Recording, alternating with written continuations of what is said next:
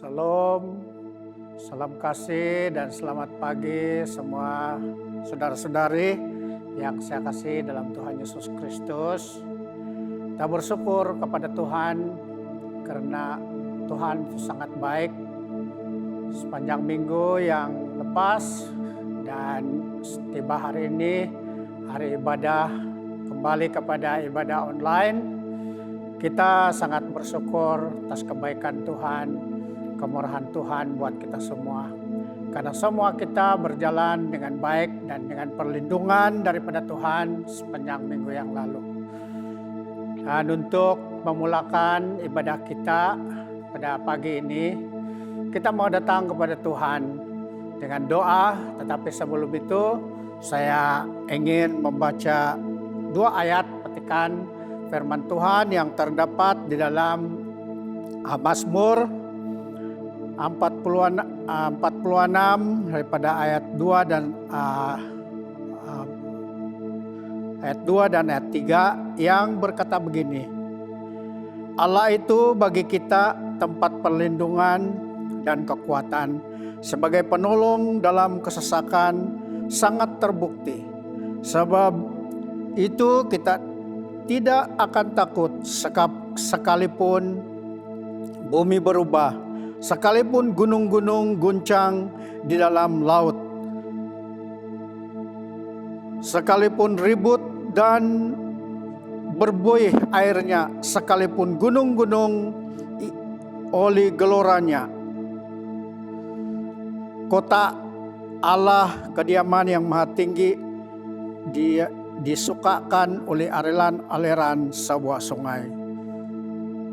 Untuk ibadah kita pagi ini, kita menyembah Tuhan dengan pujian-pujian kita kepada Dia, karena kehebatan dan kemahakuasaan Allah yang melindungi kita dan yang patut kita sembah segala kebaikan Tuhan.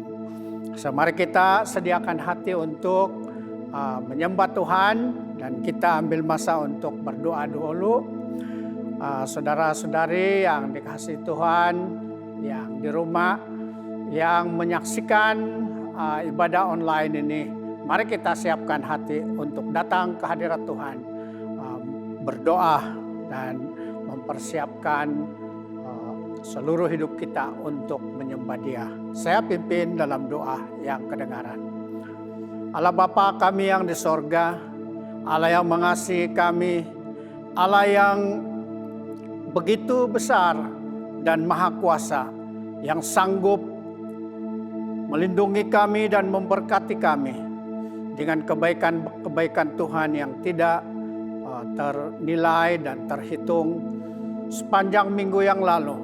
Meskipun kami masih dalam suasana atau keadaan yang merisaukan kami karena keadaan pandemik yang masih lagi bergelut atau menular di sana sini di negeri Sabah ini dan seluruh Malaysia dan bahkan dunia juga. Tetapi Tuhan begitu baik dan berkuasa untuk melindungi kami. Terima kasih Tuhan. Itu sebabnya hari ini kami kembali untuk datang ke rumah-Mu dan bersama-sama dengan jemaat Tuhan yang berada di rumah menyembah Engkau, memuji Engkau, dan meninggikan nama-Mu, serta mengucap syukur segala kebaikan Tuhan. Kami kembalikan ucapan syukur, hormat, dan pujian kepadamu. Dan kiranya Tuhan memberkati kami dalam ibadah pada pagi ini. Tuhan berkati semua yang terlibat dalam ibadah pada pagi ini, kebaktian hari ini. Tuhan, kiranya Engkau hadir di tengah-tengah kami, hadir di antara keluarga-keluarga, dan di mana saja anak-anak Tuhan menyaksikan dan mengikuti siaran ini. Tuhan memberkati dan Tuhan hadir kepada mereka. Tuhan akan menumpangkan tangan-Mu, memberikan kuasa Roh Kudus-Mu, supaya kami mengerti dan kami boleh melakukan ibadah kami di dalam roh dan kebenaran, menyembah Engkau ya Tuhan. Terima kasih Tuhan, serta ibadah kami dari mula sampai selesai acara ini, biarlah semuanya hanya untuk memuliakan Tuhan dan meninggikan Engkau. Terpujilah Tuhan, kami bersyukur dan mengucapkan doa ini hanya di dalam nama Tuhan Yesus Kristus, Tuhan dan Juru Selamat kami. Semua kita yang menerima berkat dan percaya mengatakan amin. Yesuslah harapan kita, saudara-saudara. Apapun yang kamu alami pada pagi hari ini, bawalah harapanmu hanya kepada Yesus Kristus, karena Dia mengetahui Anda dan saya. Haleluya. Pengharapanku hanya Yesus saja, yang mati atas Golgota. Dia gembala jiwaku yang sungguh. Yesus, Dia harapanku. Yang di rumah sama-sama. Yesus harapan jiwaku. Yesus pelepas dosaku. Katakan Dia pohon selamat dan kesenanganku. Yesus Dia harapanku. Katakan Dia membelaku.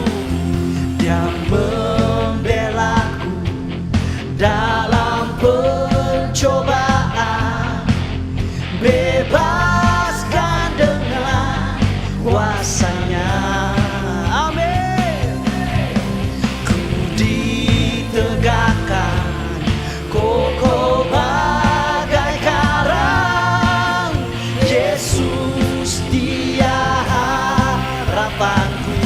Sama-sama yang di rumah. Yesus harapan jiwaku. Yesus pelepas dosaku. Dia pohon selamat dan kesenanganku. Yesus Dia harapanku. Katakan Dia menyediakan. Dia menyediakan bagiku di surga tempat yang indah dan senang. Sungguh bahagia bila percaya Yesus Dia harapan. Sama-sama. Yesus harapan jiwaku. Yesus pelepas dosaku. Dia pohon selamat dan kesenanganku. Yesus Dia harapanku. Sekali lagi dengan tenaga yang ada di rumah. Yesus harapan jiwaku. Yesus pelepas dosaku. Dia pohon selamat dan kesenanganku. Yesus Dia harapanku. Dia pohon selamat. Dia pohon selamat dan kesenanganku. Yesus Dia harapanku. Yang terakhir, Dia pohon selamat dan kesenanganku. Yesus Dia harapanku. Haleluya. Terima kasih Tuhan. Kaulah harapan kami, harapan bangsa kami, harapan negara ini di dalam nama Yesus. Di dalam nama Yesus. Haleluya.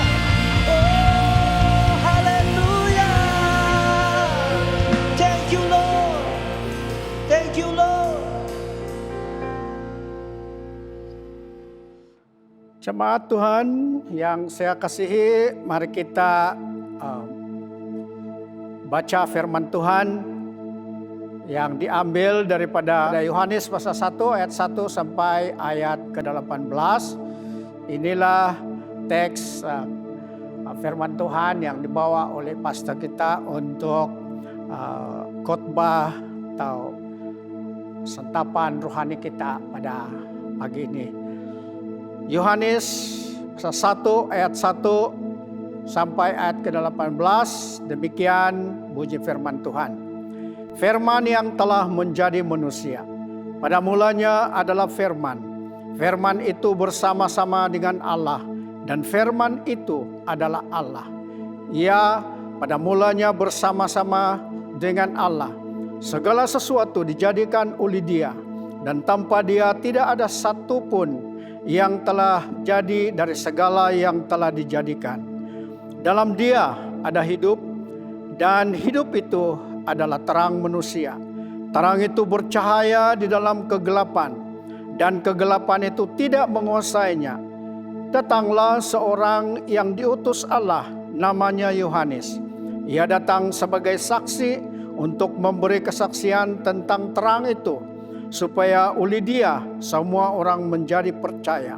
Ia bukan terang itu, tetapi ia harus memberi kesaksian tentang terang itu.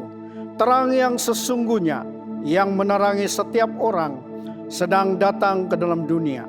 Ia telah ada di dalam dunia, dan dunia dijadikan olehnya, tetapi dunia tidak mengenalnya. Ia datang kepada milik kepunyaannya, tetapi orang-orang kepunyaannya itu tidak menerimanya. Tetapi semua orang yang menerimanya diberinya kuasa supaya menjadi anak-anak Allah, yaitu mereka yang percaya dalam namanya. Orang-orang yang diperanakan bukan dari darah atau dari daging, bukan pula secara jasmani oleh keinginan seorang laki-laki, melainkan dari Allah. Firman itu telah menjadi manusia dan diam di antara kita, dan kita telah melihat kemuliaannya, yaitu kemuliaan yang diberikan kepadanya sebagai anak tunggal Bapa, penuh kasih karunia dan kebenaran. Yohanes memberi kesaksian tentang Dia dan berseru, katanya, "Inilah Dia yang kumaksudkan. Ketika aku berkata, kemudian daripadaku akan datang Dia yang telah mendahului aku, sebab Dia telah ada sebelum aku." Karena dari kepenuhannya kita semua telah menerima kasih karunia demi kasih karunia. Sebab hukum Taurat diberikan oleh Musa, tetapi kasih karunia dan kebenaran datang oleh Yesus Kristus.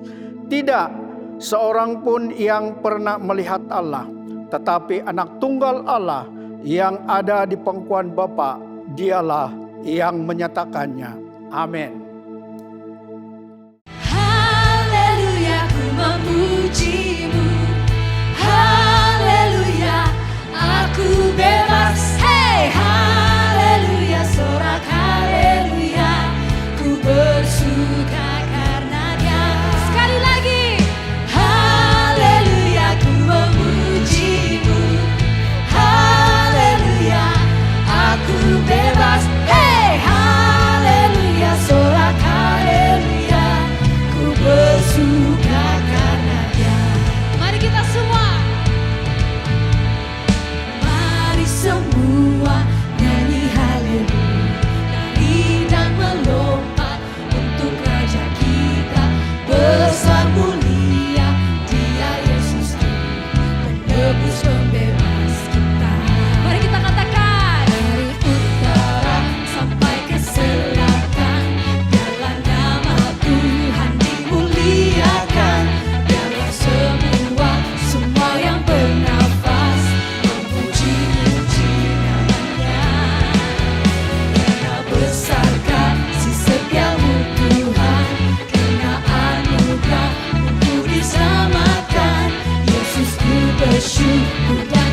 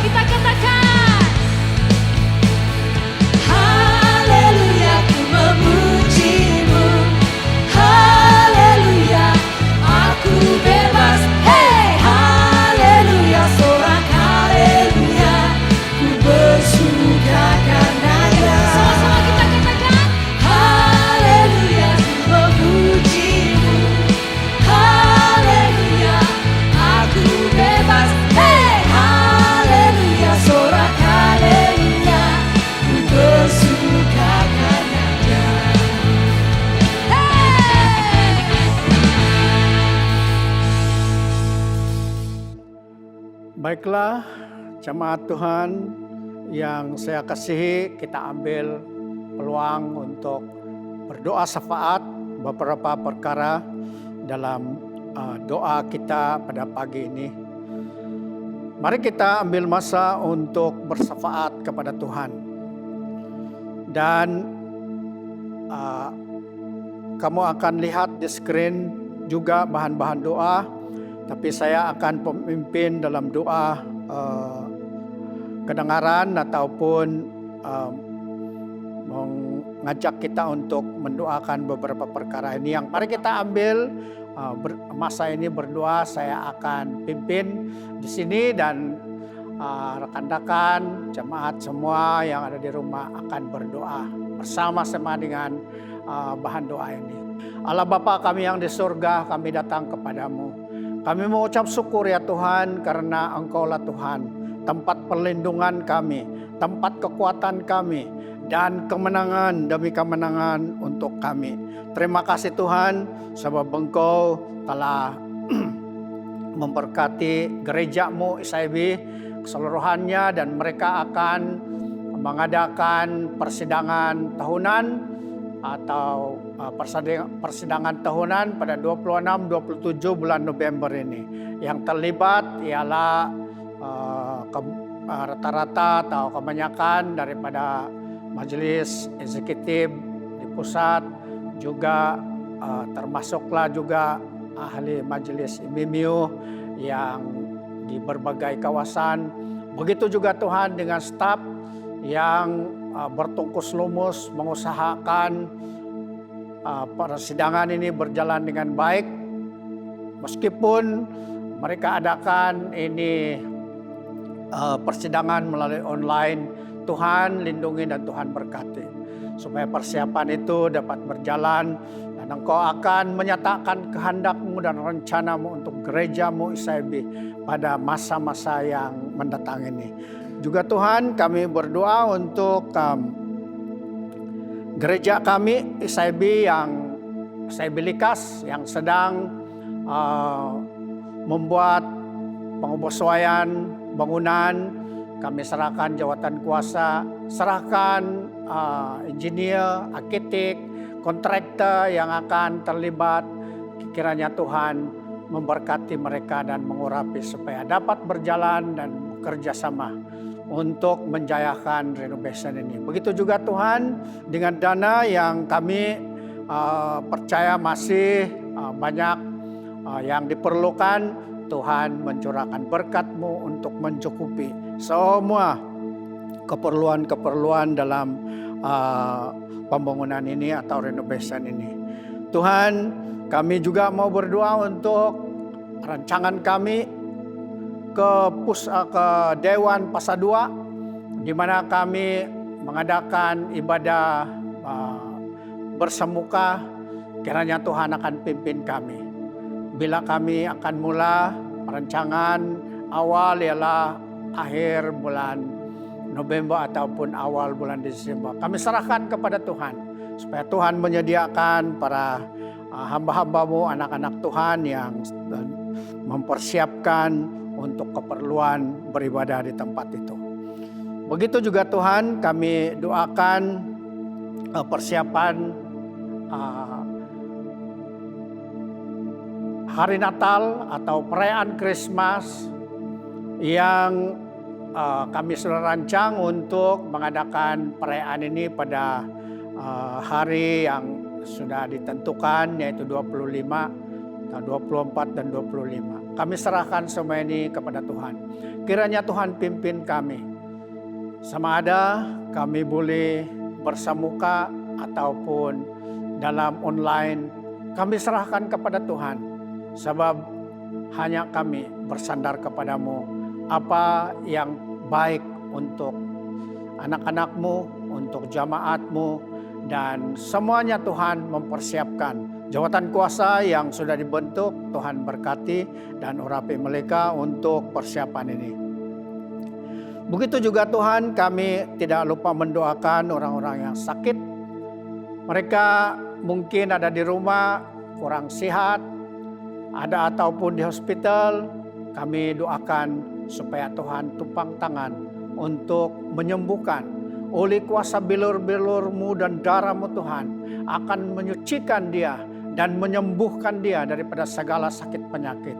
Mungkin juga Tuhan ada yang terkesan dengan penularan COVID-19. Tuhan, Engkau jamah dan Engkau sembuhkan supaya mereka akan pulih dengan segera.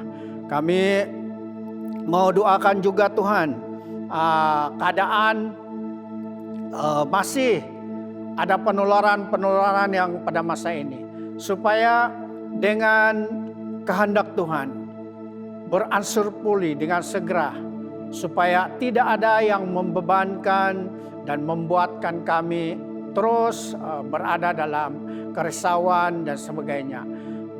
Kami percaya kuasa nama Tuhan Yesus Kristus itu dan oleh kuasa darah-Mu selalu melindungi kami dan membungkus kami supaya kami tetap dalam perlindungan kuasa nama Tuhan Yesus Kristus.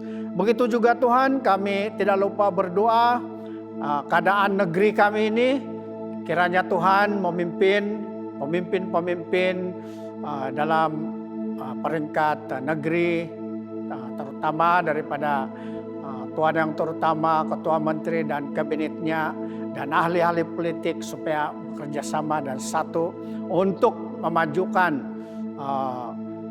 keadaan-keadaan yang sangat memerlukan pertumbuhan ekonomi yang baik. Ada beberapa orang yang sudah berhenti kerja, tidak ada kerja, dan kami mohon tangan Tuhan turun untuk membuka jalan, membuka pintu bagi orang-orang yang tidak ada pekerjaan. Kami juga terus berdoa Tuhan tentang pilihan raya negeri di Melaka yang akan diadakan pada 20 hari bulan November ini. Kami serahkan ke dalam tangan Tuhan supaya Engkau akan hadir, Engkau campur tangan supaya pemimpin-pemimpin yang berintegriti, yang ada ketulusan dan keikhlasan untuk membantu atau menolong seluruh rakyat jelata di Melaka, supaya terjadilah kehendak-Mu dan rencana-Mu Tuhan. Terima kasih Tuhan, inilah doa kami. Kami mengucap syukur dan terima kasih semua ini. Dalam nama Tuhan Yesus, Tuhan dan Juru Selamat kami. Amin. Mari jemaat Tuhan, pada ketika ini, mari bawa pengharapan kita, mengatakan bahwa Dialah penyelamat kita pada ketika ini, apapun yang kita alami. Inilah hidupku, ku serahkan kepadamu. Inilah hatiku, ku berikan bagimu. Ku tahu Tuhan, rancangan-Mu yang terbaik bagiku. Ku tahu Tuhan, pengorbanan-Mu yang mulia bagiku.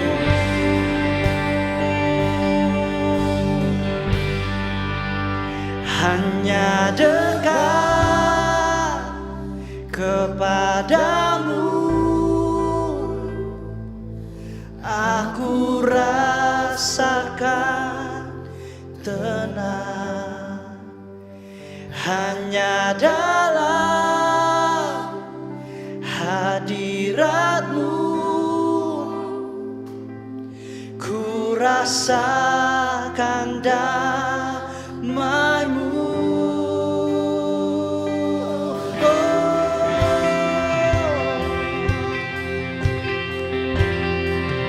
Kami datang di rumah-Mu,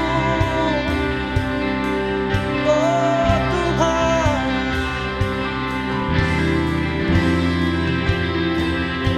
We praise You Lord, we praise You. Mari sembah Dia. We praise you Lord, we praise you. Katakan inilah hidupku, inilah hidupku, ku serahkan kepadamu. Inilah hatiku, ku berikan bagimu. Katakan, ku tahu Tuhan rancangan-Mu yang terindah, yang terbaik bagiku. Ku tahu Tuhan pengorbanan yang mulia bagiku.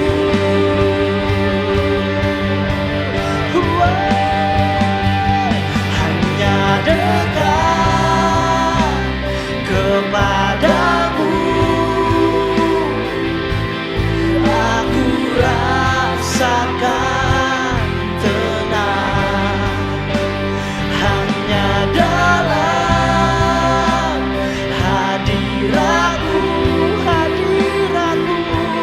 ku rasakan damai-Mu.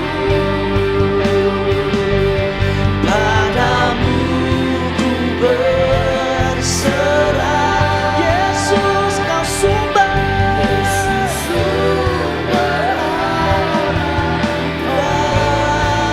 harapanku. Ku percaya padamu penyelamatku.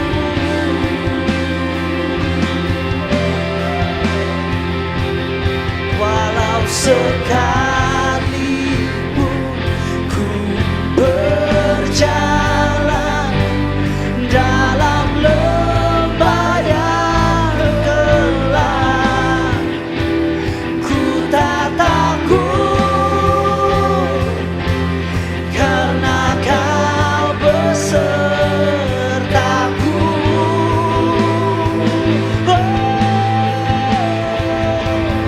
Walau sekalipun ku berjalan dalam lembah yang gelap, katakan ku tak takut, ku tak takut, karena Kau besertaku.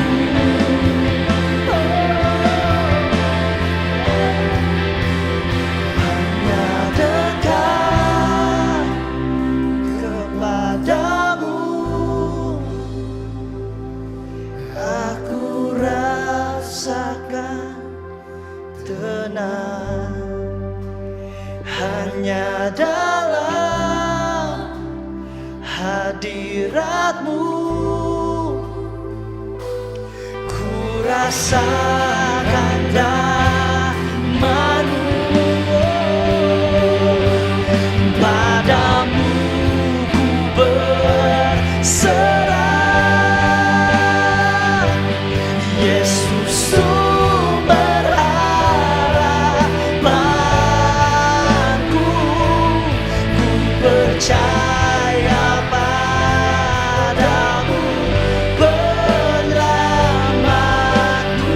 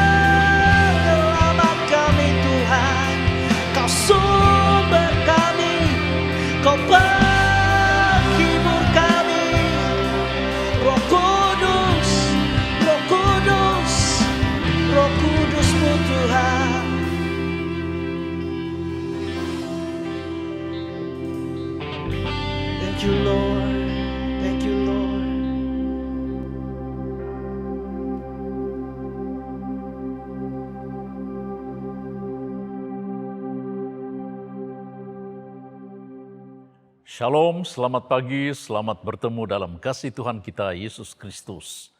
Pagi ini saya akan menyampaikan firman Tuhan bertemakan bercahayalah, sama makna dengan bersinar. Dari perspektif Injil Yohanes pasal yang pertama, ayat 1 hingga ayat yang ke-18. Saya membaca beberapa petikan daripada nats ini, sementara Anda memperhatikan Alkitab masing-masing. Demikian firman Tuhan. Pada mulanya adalah firman, firman itu bersama-sama dengan Allah, dan firman itu adalah Allah. Ia pada mulanya bersama-sama dengan Allah. Segala sesuatu dijadikan oleh Dia, dan tanpa Dia tidak ada sesuatu pun yang telah jadi dari segala yang telah dijadikan.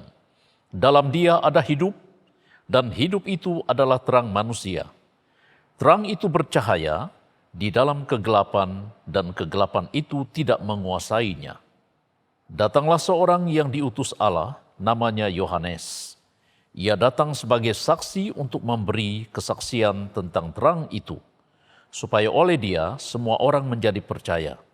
Ia bukan terang itu, tetapi ia harus memberi kesaksian tentang terang itu. Terang yang sesungguhnya yang menerangi setiap orang sedang datang ke dalam dunia. Ayat-ayat yang lain telah pun dibaca sebelum khotbah ini, dan harapan saya Anda menguasai pembacaan firman Tuhan itu.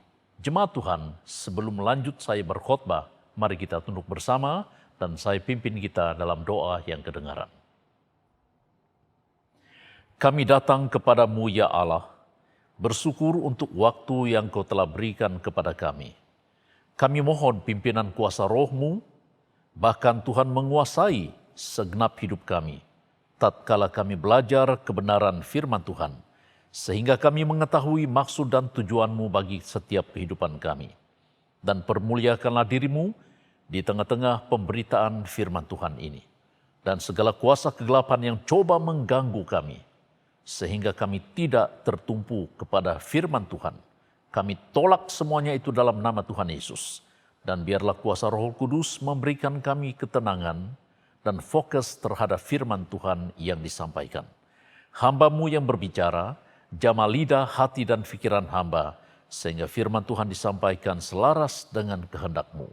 Dan kami semuanya memperoleh berkat indah yang daripada Tuhan. Di dalam dan di atas nama Tuhan Yesus, kami telah pun berdoa. Amin.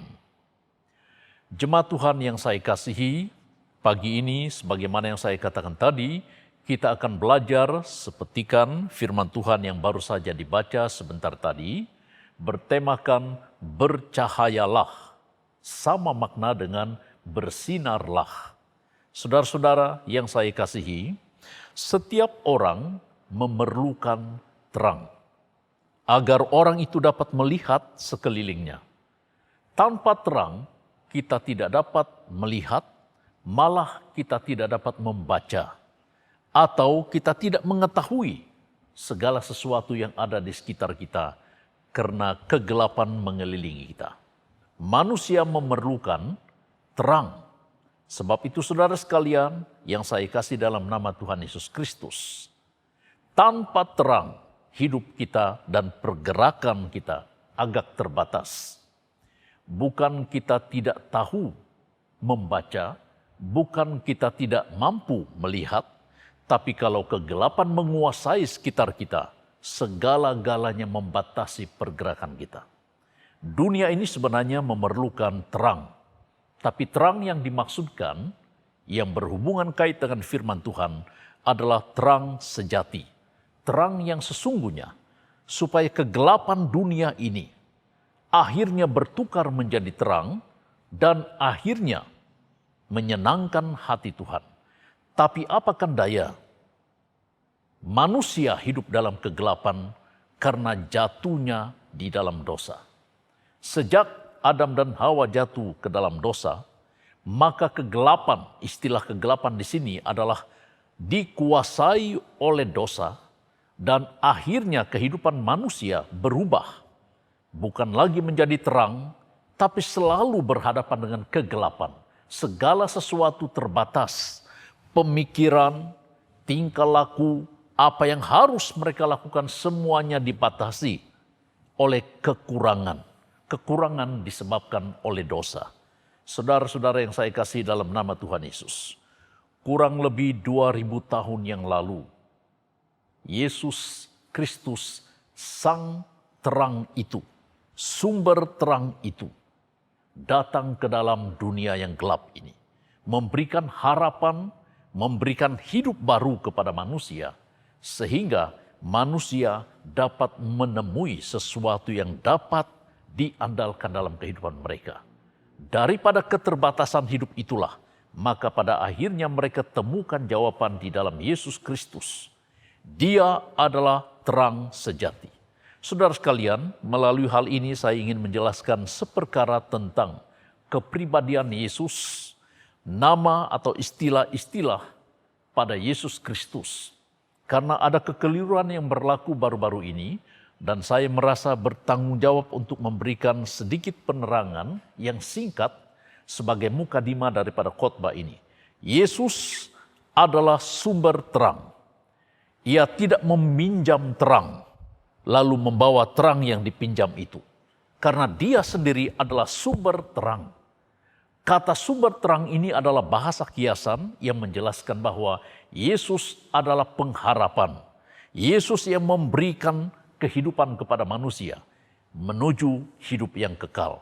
Tetapi ada beberapa hamba-hamba Tuhan yang coba mengidentifikasikan bahwa Yesus itu terbatas dari satu istilah yang pada akhirnya mereka mengatakan Yesus itu membawa terang.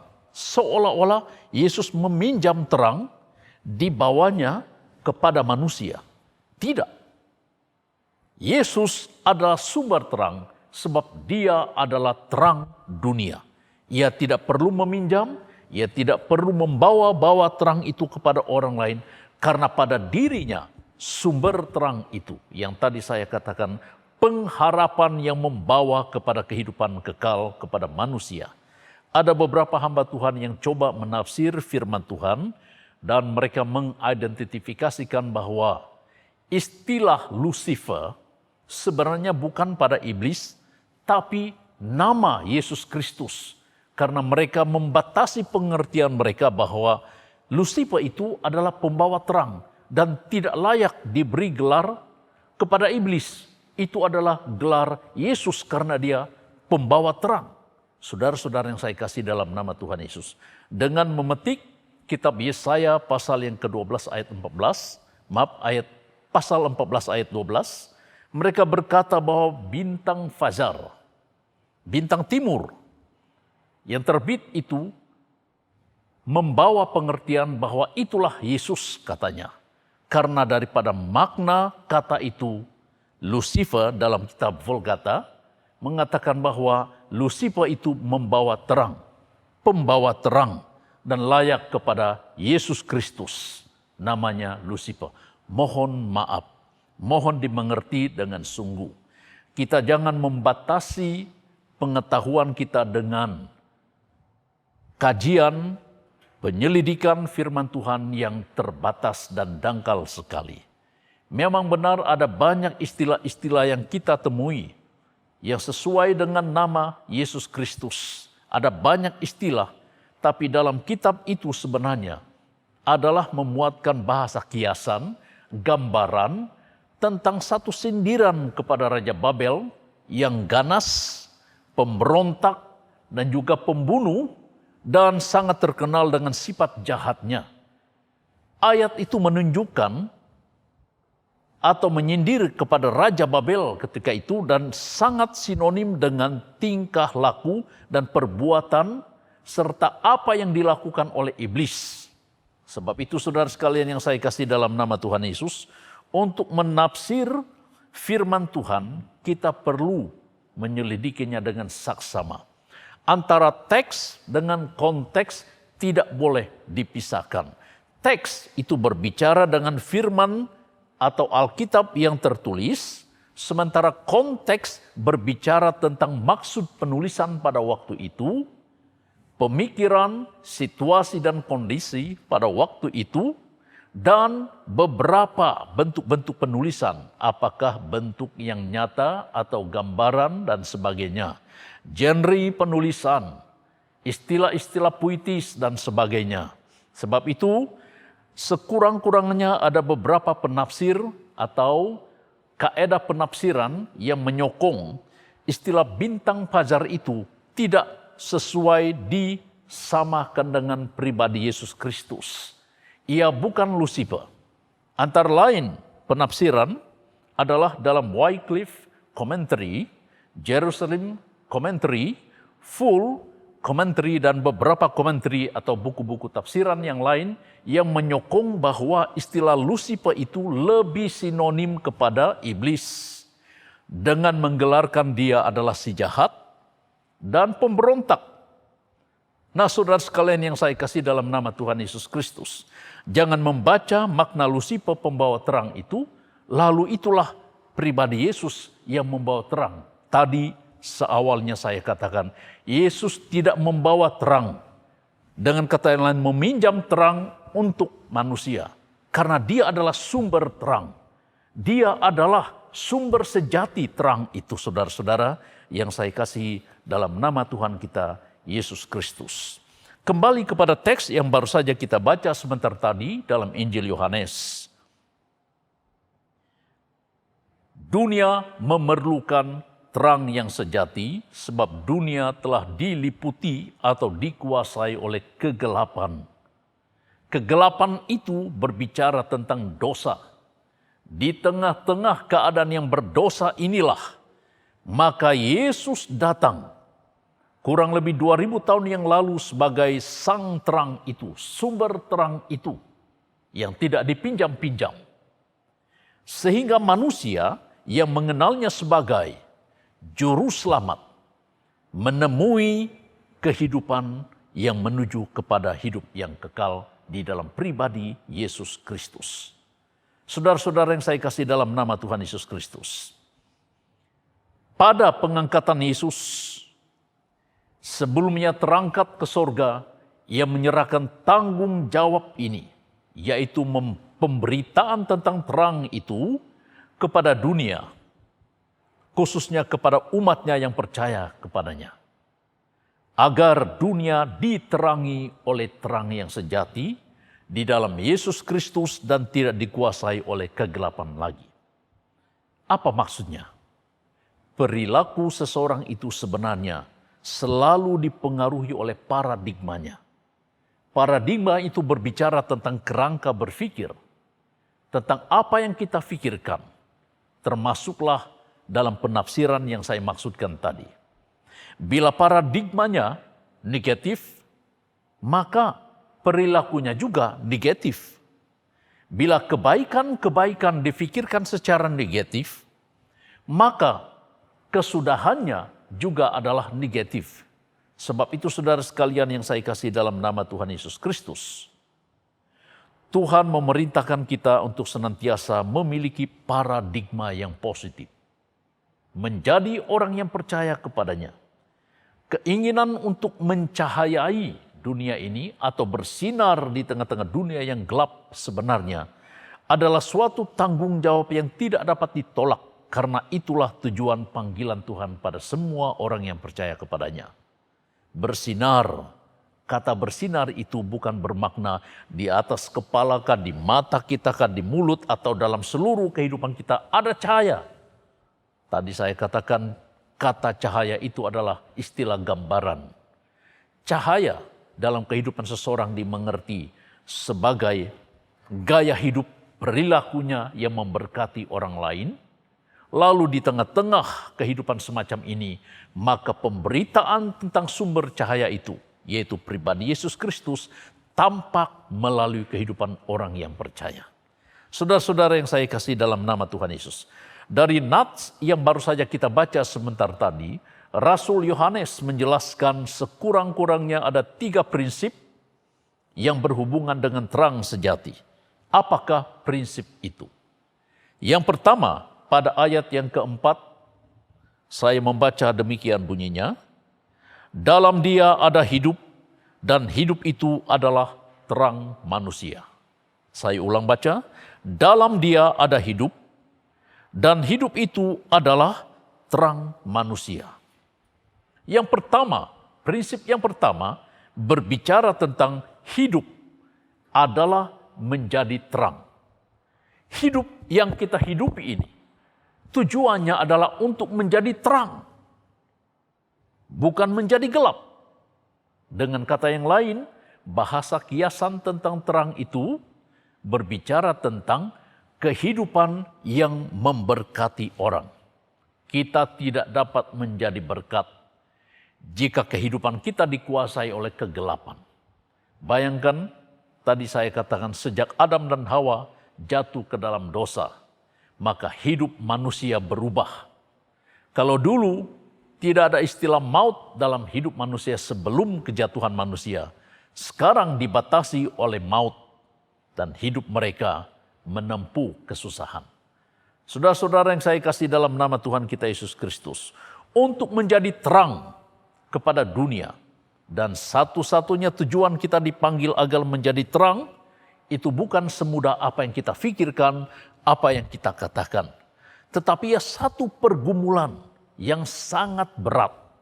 Siapakah manusia yang dapat menjadi berkat untuk semua manusia yang ada di bumi ini? Di tengah-tengah kegelapan, siapakah kita? Kita tidak mampu dengan usaha dan kekuatan kita. Tapi Yesus terlebih dahulu telah menyatakan bahwa Dia adalah sumber terang. Ia datang untuk memberikan pengharapan, kehidupan yang kekal kepada manusia. Dan itulah yang akan kita beritakan. Yohanes memulai pembahasan surat ini sebenarnya, atau Injil ini, yang ditulisnya dengan kisah penciptaan. Ketika Adam jatuh ke dalam dosa, rasa malu, mereka mendapati diri mereka telanjang. Lalu mereka menyematkan diri mereka dengan dedaun kayu untuk menutup auratnya. Saudara-saudara yang saya kasih, ada dua perbedaan. Waktu manusia pertama ini jatuh ke dalam dosa, ada perasaan malu karena melihat mereka telanjang. Mereka memakai pakaian mereka itu adalah dedaun kayu. Mereka membuat pakaian daripada daun-daun kayu. Amat kasihan sekali. Saudara-saudara, waktu itu belum ada kain, tapi mereka sudah memiliki perasaan malu. Perbezaan yang berikutnya pada zaman sekarang, manusia tidak rasa malu, tidak tahu malu. Ada kawan saya yang pernah pergi ke kota Amsterdam, saya tidak pernah pergi ke kota Amsterdam. Ketika itu dia kembali ke Sabah dan bercerita kepada kami. Katanya, saya sangat malu. Mengapa? Karena suatu hari katanya, kami berjalan di tepi pantai, saya melihat lebih teruk daripada Adam dan Hawa. Kenapa saya katakan? Karena kalau Adam dan Hawa, Alkitab mengatakan mereka mengenakan pakaian daripada daun kayu untuk menutup aurat. Tapi orang di tepi pantai itu langsung tidak ada seurat benang pun. Mereka melihat dan tidak rasa malu karena tidak tahu malu. Kami yang malu katanya. Nah, saudara sekalian yang saya kasih dalam nama Tuhan Yesus Kristus. Dengan keadaan seperti ini manusia telah lupa bahwa dosa menguasai hidup mereka, dosa telah menguasai cara pikir mereka, sehingga mereka pandang ya seperti biasa saja. Sama seperti binatang yang tidak punya pakaian, bila bertemu antara satu dengan yang lain, tidak ada yang saling mengusik. Tapi manusia ini bukan saja telanjang, tapi juga hidup dalam maksiat dan sebagainya. Saudara-saudara, tidak tahu malu. Kalau Anda malu itu wajar. Tidak tahu malu ini bahaya sekali. Manusia memerlukan perubahan hidup. Harus hidup untuk menjadi terang. Supaya hidupnya tidak memalukan orang, apatah lagi kepada Tuhan. Kita harus berubah. Saya ulang baca ayat ini. Dalam Dia ada hidup, dan hidup itu adalah terang manusia. Tapi bagaimana manusia menjadi terang kalau hidupnya tidak berubah? Ayat 4 menjelaskan kepada kita bahwa kita memerlukan perubahan. Yohanes memaparkan perihal Allah yang mengaruniakan hidup yang kekal kepada manusia. Tapi manusia sering lupa dan tidak tahu diri. Seperti yang saya katakan tadi, di Amsterdam, orang tidak tahu malu. Bukan semuanya, tapi ketika dilihat dan dialami oleh rekan saya, ini sangat menyakiti hati sesama mereka. Apatah lagi hati Allah. Hidup adalah menjadi terang. Yang kedua, ayat yang kelima berkata demikian. Terang itu bercahaya di dalam kegelapan, dan kegelapan itu tidak menguasainya. Terang itu bercahaya di dalam kegelapan, dan kegelapan tidak menguasainya. Sekecil mana cahaya di tengah-tengah kegelapan, kegelapan tidak mampu menutupi terang itu. Anda masih ingat sejenis serangga yang namanya kelip-kelip? Dari jauh Anda melihat cahaya yang kelip berkedip-kedip. Walaupun kecil, tapi yang mampu mengeluarkan cahaya. Kemudian apabila mendekati serangga ini, di mana cahaya yang kecil itu bersinar, Anda dapat melihat objek di sekitarnya, walaupun agak kecil cahayanya. Tapi bila kelip-kelip ini berkumpul menjadi suatu kawanan yang banyak, maka terangnya semakin besar dan kita dapat melihat objek di sekitarnya. Alangkah menariknya jika sekiranya hidup manusia yang ada di dunia, di tengah-tengah kegelapan ini, bersinar seperti kelip-kelip ini. Kata bersinar seperti kelip-kelip ini mampu membawa terang di tengah kegelapan. Saudara-saudara, ayat yang kelima berbicara tentang terang itu bercahaya dalam kegelapan. Terang itu bercahaya dalam kegelapan. Sekecil mana hidup Anda di tengah-tengah orang yang berdosa? Sebatas mana kehidupan kita yang seorang berada di tengah-tengah orang yang berdosa? Pada akhirnya keadaan hidup mereka akan berubah jika terang yang ada pada diri kita itu mampu kekal. Saudara-saudara yang saya kasih dalam nama Tuhan Yesus Kristus, ada seorang motivator berkata di dalam satu grup kami, WhatsApp, ia berkata begini, kalau Anda mau berjaya, Anda harus bergaul dengan orang-orang yang berjaya. Kalau Anda mau berubah, Anda harus bergaul dengan orang-orang yang memiliki perubahan paradigma. Kalau Anda mau maju, Anda harus berada di tengah-tengah orang yang maju. Jika Anda bergaul dengan orang-orang yang negatif pemikirannya, paradigmanya negatif, paradigmanya tidak mau maju, tidak mau berubah, dan tidak mau berkembang, Anda juga seperti mereka. Inilah yang dikatakan terang itu bercahaya dalam kegelapan. Terang dapat diartikan dengan dua hal sebenarnya.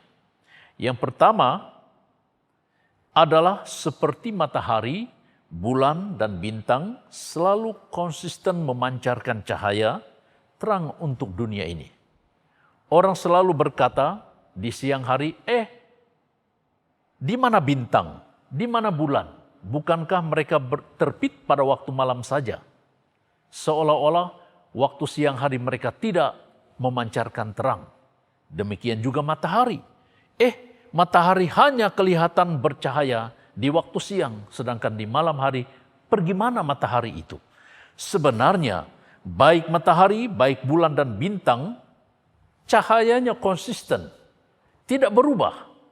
Mereka memiliki cahaya yang konsisten, yang berubah adalah bumi, karena ia berputar-putar.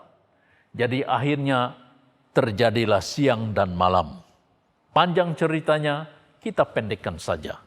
Kalau Anda mau menjadi orang yang bercahaya di tengah kegelapan, cahaya yang kita miliki, cahaya itu adalah hidup yang menjadi berkat, hidup yang menjadi contoh, hidup yang disenangi, hidup yang berubah dan sebagainya, harus konsisten. Saudara-saudara yang saya kasih dalam nama Tuhan kita Yesus Kristus, jangan beranggapan bahwa matahari itu berhenti untuk bersinar. Saya katakan tadi bahwa baik matahari, bulan dan bintang konsisten. Yang tidak konsisten adalah bumi karena berputar terus. Yang kedua, benda-benda penerang yang saya maksudkan tadi, yang telah diciptakan Allah sebenarnya sudah lebih dari cukup untuk menerangi bumi. Namun, dunia yang gelap gulita secara alamiah, malah secara rohani, memerlukan terang itu. Bukan dalam arti kata dunia ini gelap secara alamiah, tapi dunia yang gelap secara alamiah sebenarnya adalah gambaran terhadap jatuhnya ke dalam dosa. Dunia yang dipenuhi dengan hal-hal yang menyakitkan hati Allah. Dunia yang dipenuhi dengan dosa itulah yang membuat hati Allah terluka. Tetapi dengan kasih yang lebih dalam, Ia sanggup berada di tengah-tengah dunia yang gelap. Di awal tadi kita telah menyentuh. Kurang lebih 2000 tahun yang lalu, Yesus menyatakan maksud terang itu kepada dunia ini. Supaya manusia memerlu dan manusia menemui makna terangnya secara rohani. Ia tidak dapat dikecapi oleh kekuatan dan kebijaksanaan, karena terang yang ditawarkan dan diberikan Allah itu diberikan secara cuma-cuma, dengan harga yang sangat mahal, dengan membayar dirinya kepada manusia. Saudara-saudara yang saya kasih dalam nama Tuhan Yesus, orang yang beriman kepada Yesus mendapat jaminan kehidupan yang kekal, terang itu. Dan tidak ada jaminan seperti yang diberikan oleh Yesus kepada dunia, kepada Anda, kepada saya, dan kepada kita semua. Selain jaminan di dalam Yesus Kristus. Saudara-saudara, tentu sekali bahwa kegelapan ada di sekitar kita. Dan maksud kegelapan ini adalah untuk menjatuhkan dan memadamkan terang yang ada pada kita. Saya ingat satu kisah, awal tahun 90-an, ada sebuah seminari yang dibangunkan di Kampung Melangkap, Kota Blud, Sabah. Tentunya di Malaysia. Waktu itu belum ada elektrik, dan para pelajar tinggal dalam dom masing-masing. Di waktu malam mereka menggunakan lilin sebagai penerang dom itu. Waktu mereka belajar pada waktu malam, mereka masing-masing membakar lilin, meletakkan lilin itu pada katil kayu. Sehingga hal ini tidak diketahui sekian lama. Lalu selang beberapa waktu, saya diatur ke seminari ini sebagai pimpinan sekolah, dan semua katil dalam dom sudah berubah menjadi katil besi. Saya tanya mereka, beberapa mantan-mantan pelajar, di mana katil kayu yang dulu? Oh, itu dalam store guru katanya. Jadi kenapa tidak digunakan? Rosak katanya. Lalu saya pergi ke store dan melihat susunan kayu katil dahulu. Awal tahun 90-an. Saya mendapati bahwa tidak ada kayu, sebatang kayu dari katil itu yang tidak terbakar. Saya tanya, mengapa terbakar?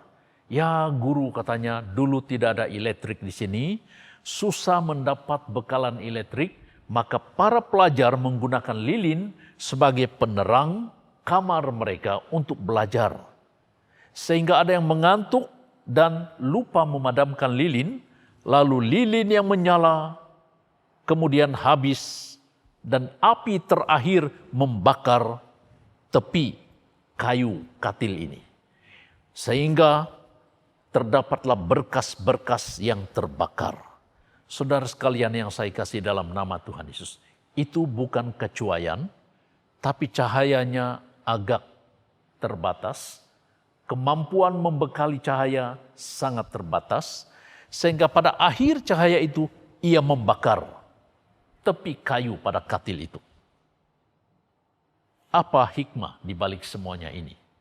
Saudara, bekas-bekas hitam yang pada katil itu memberikan penjelasan kepada saya bahwa betapa susah payahnya para pelajar awal tahun 90-an untuk memiliki cahaya pada dom yang gelap. Sehingga pada akhirnya berkas-berkas hitam ini menjelaskan kepada kita di tengah-tengah dunia yang gelap ada cahaya yang wujud memberikan sinar harapan. Dan itu satu kebahagiaan yang sangat mahal sekali. Andai kata kehidupan kita yang begitu gelap disinari oleh cahaya meskipun kecil. Harapan yang saya maksudkan sebentar tadi. Saudara, terang itu bercahaya dalam kegelapan. Kalau Anda adalah bekas penuntut atau pelajar di BTS Melangkap suatu ketika dulu, kenangkanlah, fikirkanlah, renungkanlah betapa susah hidup dalam kegelapan, bukan? Maukah kita hidup dalam kegelapan seterusnya? Dan untuk selama-lamanya? Pasti tidak. Walaupun sekarang kita dibekali oleh elektrik, cahaya yang gemerlapan, yang cukup indah sekali. Tapi kehidupan kita tidak ubah suai, bergumul terus, menempuh situasi yang gelap. Apakah kita mampu bercahaya? Saudara-saudara yang saya kasih dalam nama Tuhan Yesus, terang itu bercahaya dalam kegelapan. Di mana Anda pergi, jadilah terang itu. Di mana Anda berada, jadilah terang itu. Biar hidupmu sederhana, asalkan ia memberkati orang. Dari cara pikirmu, katamu, tingkah lakumu, gaya hidupmu, dan seluruh kehidupanmu memberkati orang lain. Yang ketiga, ayat yang ke-6 hingga ayat yang ke-9 berkata demikian. Datanglah seorang yang diutus Allah, namanya Yohanes. Ia datang sebagai saksi untuk memberi kesaksian tentang terang itu, supaya oleh dia semua orang menjadi percaya. Ia bukan terang itu, tetapi ia harus memberi kesaksian tentang terang itu. Terang yang sesungguhnya yang menerangi setiap orang sedang datang ke dalam dunia. Ayat 6 hingga ayat yang ke-9 berbicara tentang terang itu harus disaksikan, harus disampaikan, harus diberitakan. Terang itu yang menjadi sumber kehidupan manusia. Sudah tentu kita mengenal maksud ayat ini. Terang itu berbicara tentang kepribadian Yesus, pengorbanannya, kasihnya, dan harapan yang diberikannya kepada manusia sampai kepada hidup yang kekal. Dan hal ini tidak ada dalam kamus sekuler. Kehidupan yang kekal tidak ada dalam kamus sekuler.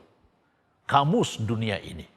Tidak ada orang yang menawarkan kehidupan yang kekal selain Allah di dalam pribadi Yesus Kristus yang dinyatakannya dalam kasih-Nya yang sangat besar dan sangat mendalam, sehingga sanggup mengorbankan diri hanya untuk Anda dan saya, bahkan untuk seluruh dunia ini. Terang itu harus diberitakan, disaksikan. Rasul Yohanes selanjutnya mengungkapkan sosok seorang utusan Allah yang bernama Yohanes Pembaptis. Dalam Injil Yohanes tercatat tentang maksud penampilan Yohanes Pembaptis.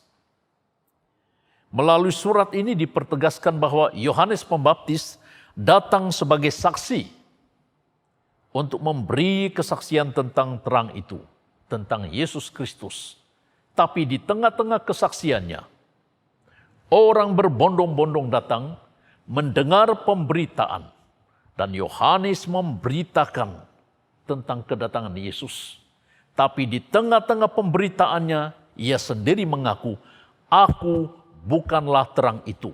Aku bukanlah dia yang datang itu. Malah membuka tali kasutnya pun aku tidak layak, katanya. Aku membaptis kamu dengan air, tapi dia datang membaptis kamu dengan Roh. Saudara, pemberitaan Yohanes Pembaptis jujur adanya. Mengapa demikian? Sebab ia bersaksi tentang kejujuran. Dan dia bersaksi, lalu inti kesaksiannya itu adalah ketelusan. Ramai orang bersaksi tentang Yesus Kristus dengan maksud yang tidak baik. Ada orang yang bersaksi tentang Yesus Kristus. Maksudnya betul, tapi caranya tidak baik. Mari kita lihat apa yang dinyatakan oleh Rasul Paulus dan tegurannya kepada jemaat Kristen di Filipi tentang pemberitaan. Dalam Filipi pasal yang pertama ayat 15 sampai kepada ayat yang ke-17, ini berbicara tentang memberitakan firman Tuhan atau memberitakan tentang Yesus Kristus. Apa komen Rasul Paulus ketika ia melihat praktik pemberitaan itu? Filipi pasal pertama ayat 15 berkata, ada orang yang memberitakan Kristus kerana dengki dan perselisihan. Tetapi ada pula yang memberitakannya dengan maksud baik. Paulus memberikan perbezaan. Ada orang yang memberitakan tentang Yesus kerana dengki dan perselisihan. Dengki dan perselisihan sudah tentu menunjuk kepada maksud yang tidak baik, tujuan yang tidak baik. Ada orang yang tampil di depan mimbar untuk memberitakan firman Tuhan, tapi tujuannya lain.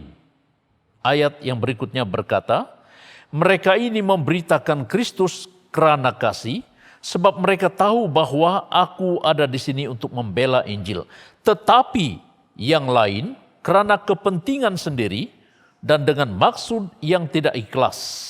Sangkanya dengan demikian mereka memperberat bebanku dalam penjara. Saudara sekalian yang saya kasih dalam nama Tuhan kita Yesus Kristus, poin yang ketiga tadi berbicara tentang terang itu harus disaksikan.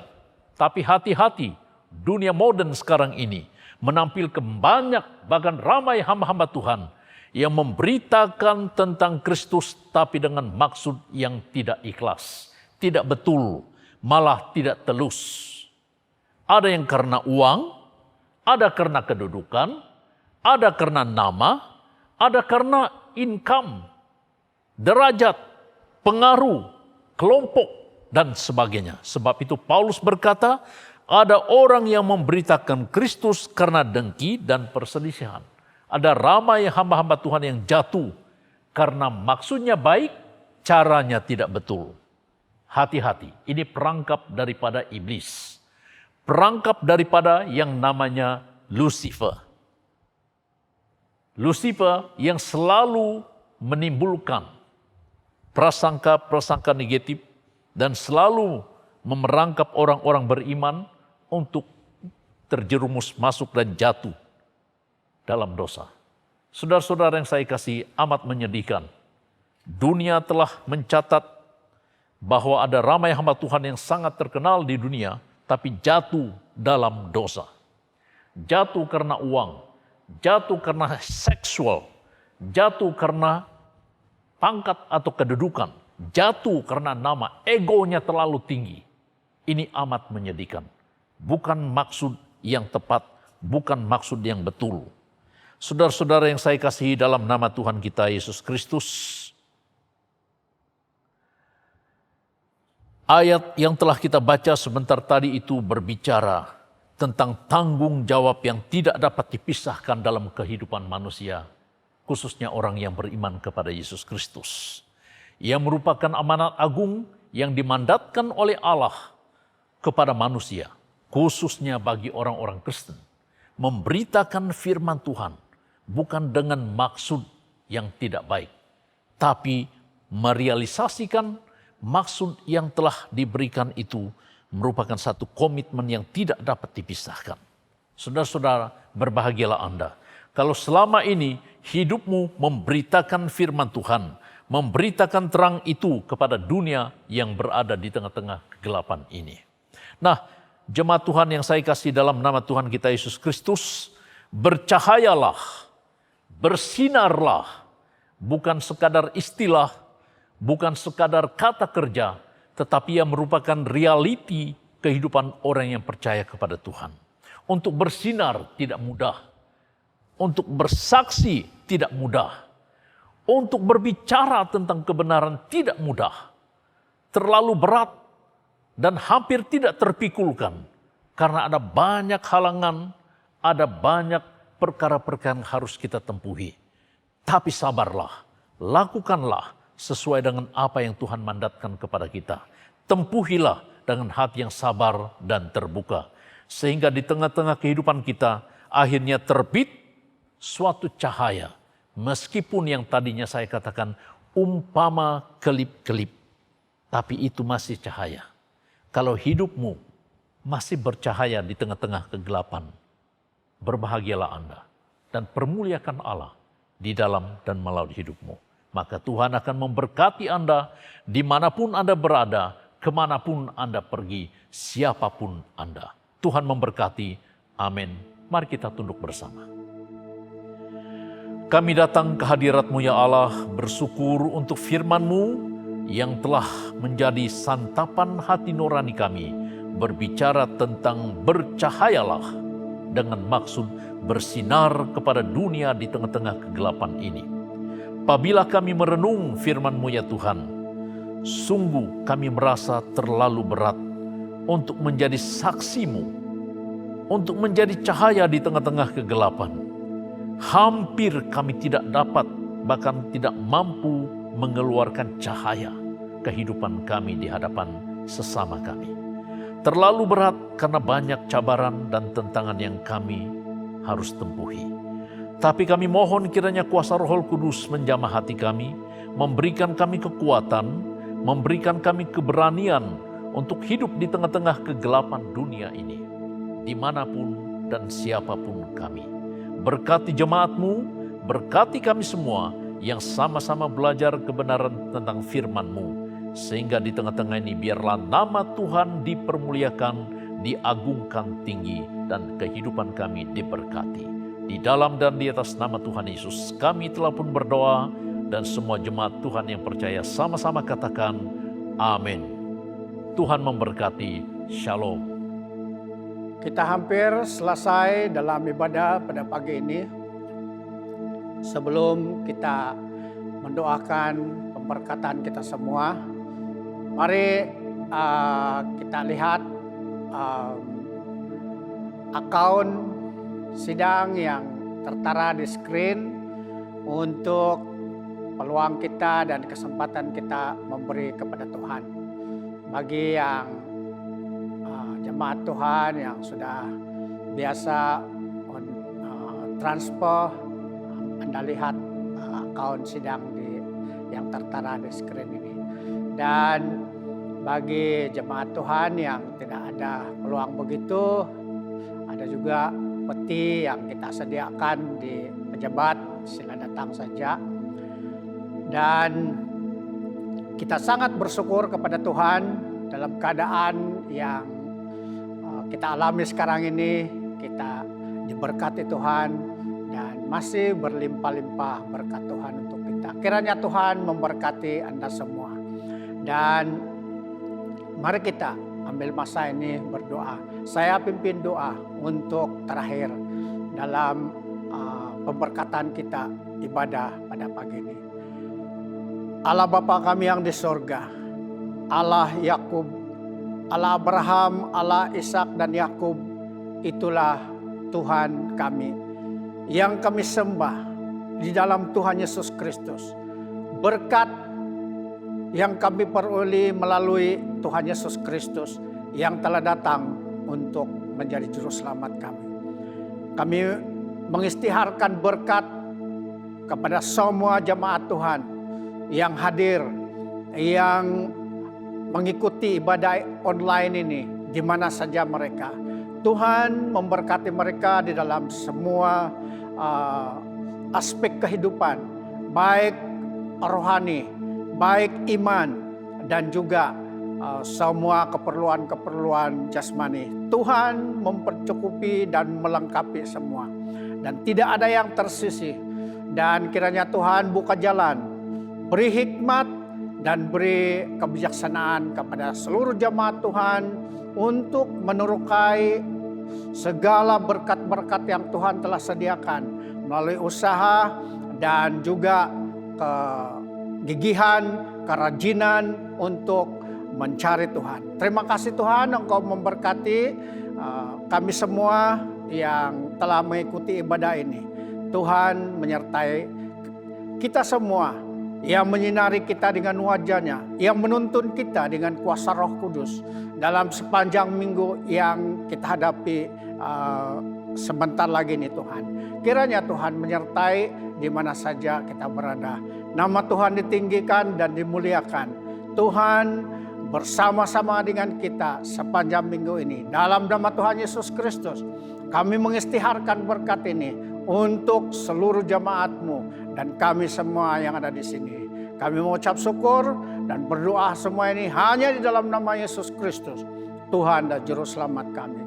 Semua kita yang menerima berkat ini mengatakan, amin. Ucapan taksiah kepada Puan Rajina Sundang dan keluarga besar mereka. Ibu tersayang mereka, Puan Dilin, telah kembali ke rumah Bapa pada 9 November yang lalu. Mari kita sama-sama berdoa untuk kekuatan dan penghiburan Tuhan.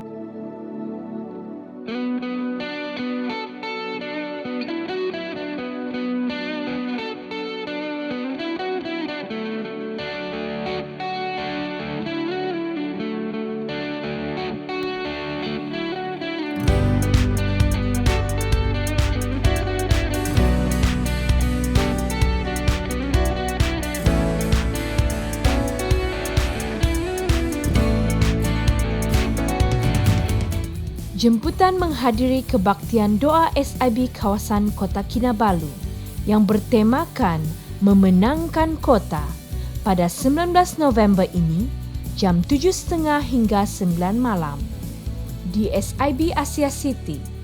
Ia terbuka kepada semua jemaat di mana kebaktian akan diadakan secara hybrid.